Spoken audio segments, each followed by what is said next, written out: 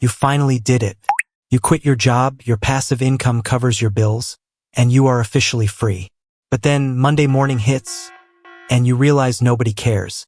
In fact, you've never felt this lonely in your entire life. Here is the dark side of escaping the rat race that nobody warns you about. You don't know it yet, but the hardest part was never the plan. The hardest part is the morning after the plan works. You're standing in your kitchen. No alarm went off. Nobody is waiting for you anywhere. The number in your account is fine. The number is exactly what you built it to be. And there is a feeling sitting in the center of your chest that you don't have a name for yet. Not sadness, not regret, not gratitude. Something heavier than all three. Something the spreadsheet never had a column for. This is not a story about failure. This is a story about what happens after you win. 3 years before that Monday, you were a different person. You had a job, which meant you had a reason to set an alarm. A reason to be somewhere by 9. A reason to eat lunch at a specific time with specific people who complained about the same things you complained about every single week. You hated it. Or you told yourself you found the content. Of course you did. Everyone who gets out finds the content first. The videos at 11 p.m. after a long shift, still in your work clothes, one earbud in. The spreadsheets someone made for free. The interviews with people who quit at 34 and now spend mornings reading and afternoons doing whatever they want, and they genuinely looked, like people who had solved something the rest of the world was still struggling with. You watched them and felt the gap between their life and yours like a physical distance. And you decided to close it. You built the life. Now live in it. The plan was real. The math was sound. You tracked the savings rate. You built the income streams carefully, 1, then 2, then 3. You reinvested everything you didn't need. You lived below what you earned for years, which sounds simple and is the hardest thing most people never do. The quit date moved closer every quarter like a dial turning. And every month you were measurably more free than the month before, and you knew, with the specific certainty of someone who has done the work, exactly what you were running toward. Marcus kept the job. Your friend Marcus, the one who had read some of the same books, who had the same conversations with you at lunch about systems and passive income and getting out someday. Marcus looked at the same paycheck and put it toward his mortgage and kept showing up Monday through Friday and didn't change anything. You watched this and thought, not yet for him. You thought, still inside. You thought something about the gap between you that you were generous enough not to say out loud. You don't know it yet, but Marcus is going to come back at the end of this story. And when he does, the feeling won't be the one you're expecting right now. The exit arrived on a Tuesday, not the date you circled. Sideways, on an ordinary afternoon. The numbers cleared the final threshold, the margin held, and you sat down and wrote the letter you had written in your head 40 times already. The HR manager was professional and slightly confused and asked twice if you were sure. You were sure. You walked to your car and sat there for almost a minute. Hands on the wheel. Not starting the engine. Not crying. Not celebrating. Just sitting there with the fact of it, which was larger and quieter than you thought it would be. You built the life. Now live in it. The first week felt like a long weekend. The second week felt like freedom. You slept in. You read in the afternoons. You cooked something that took 2 hours on a Wednesday and felt the specific pleasure of a Wednesday that belonged entirely to you. By the end of the third week, something had changed. Not dramatically. Nothing you could point to. But Sunday nights were different now. Sunday nights used to carry that weight. The dread of Monday, the week compressing toward you, the alarm already set. Now Sunday nights were just Sunday nights. And without the dread, there was nothing pulling forward. Just days, one after another, that looked the same from the outside. Here is something nobody puts in the content. The job was a cage. The job was also a container. And most people who build the exit strategy spend 3 years optimizing for removing the cage. Nobody draws a blueprint for replacing the container. The reason your phone had 17 unread messages by noon, people who needed something from you, which is annoying until it isn't, until the phone stops needing things and the silence it makes is a different kind of silence entirely. You stop going to the coffee shop at 8 a.m. because there's no reason to. Then you start going because you need somewhere to be.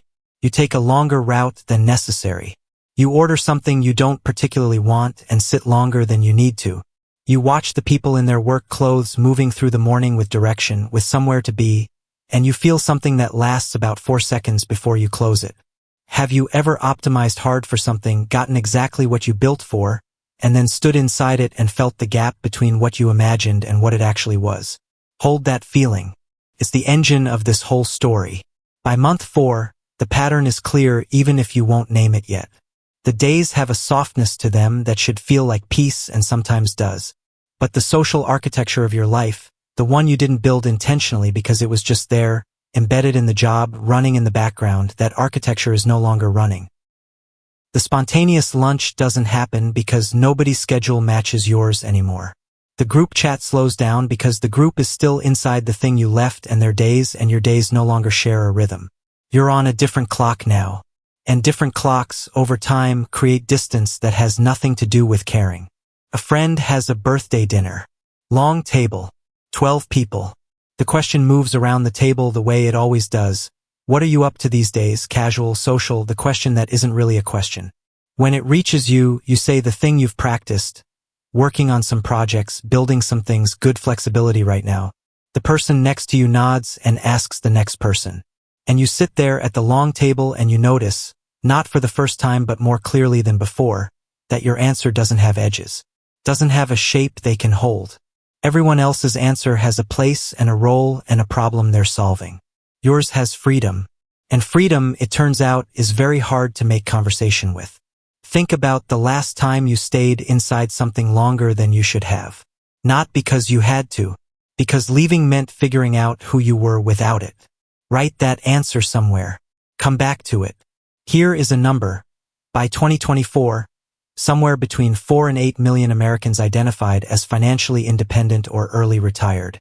The forums have millions of members. The content gets consumed billions of times a year. The math is taught, shared, refined, optimized. What isn't tracked? How many of those people, 18 months in, quietly describe their life not as freedom but as drift? Not unhappy exactly. Not ungrateful. But unmoored in a way they weren't expecting and don't have language for yet, because the language the community gave them is all about getting out. And getting out is where the language stops. A researcher named Marcus Flint spent 3 years studying early retirees. Not their finances. Their psychology. His central finding was almost embarrassingly simple. Human beings do not optimize for freedom. They optimize for meaning. And meaning, structurally, requires constraint. Requires a role. Requires something that would be measurably different if you weren't there. Remove the constraints and you don't automatically get meaning. You get space. And space, without intention, becomes the thing you were least expecting. Ordinary. The content never mentioned that study. You built the life. Now live in it. 14 months after the quit, it comes on a Thursday. Not a Monday. Not dramatically. A Thursday in November when you open your phone to text someone about something that made you laugh and you scroll through the contacts and you stop. Not because there's no one there. Because you're running the quiet calculation, who is actually available right now, whose day looks anything like mine, and the list is shorter than it used to be. The people you were closest to are still at their desks. Still on their schedules. Still inside the container you left. And the gap between your Thursday and their Thursday has grown, month by month, into something that takes more activation energy to cross than either of you is always willing to spend. You put the phone down. You sit there. Later that week, your thumb hovers over a job listing. You're not going to apply. You know that. But you read the whole thing. Location. Team size. The specific problem they need solved by Q1. And for 30 seconds, the shape of that, the location, the team, the problem with a deadline sounds like something. Sounds like the thing you forgot to budget for. You don't click it, but you hover long enough that you have to be honest with yourself about why. The system was not broken. The financial independence movement was built on something real math, real liberation, a genuine critique of a structure that exploits people's need for stability to extract decades of underpaid labor from them. That critique is correct. The liberation is real. The mathematics works. The design gap is this. The exit was engineered to remove dependence on a paycheck.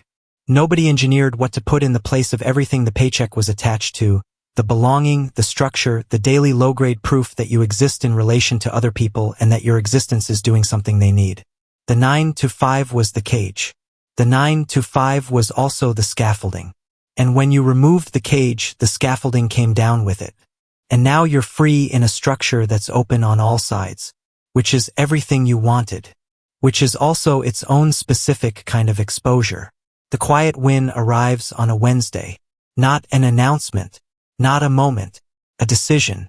You join something, not a job, project, a thing that meets every Tuesday with 12 people who are building something that needs what you specifically know and would go differently if you weren't in the room.